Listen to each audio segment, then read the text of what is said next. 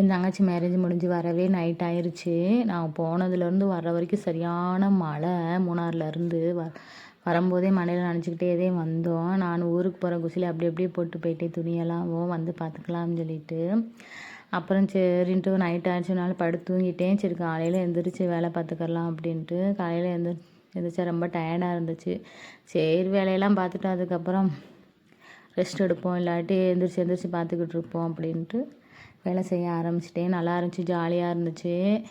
நாங்கள் மூணாறுலேருந்து வரும்போது போடி வழி வந்தனால எங்கள் அக்கா மார்கள்லாம் அங்கேயே இறங்கிக்கிட்டாங்க. சரி சிம்பிளாக சாப்பாடு செய்யலாம்னு சொல்லிட்டு டயர்டாக இருக்குன்ட்டு ரசமும் சோறு முட்டை மட்டும் பொரித்தேன். அப்புறம் அவங்க போகும்போது ரொம்ப கவலையாக இருந்துச்சு. இன்னும் அடுத்து நாங்கள் எப்போ பார்க்க போகிறோம்னு தெரியலை. ஃபங்க்ஷனாக தானே பார்ப்போம். அப்புறம் கொஞ்சம் ரொம்ப சங்கடமாக இருந்துச்சு. எல்லா வேலையும் முடிச்சுட்டு அப்பாடான்னு ஒரு காஃபி குடிக்கிற ஃபீல் இருக்கே, சுகங்க. நெக்ஸ்ட் வீட்டில் பார்க்கலாம். பாய்.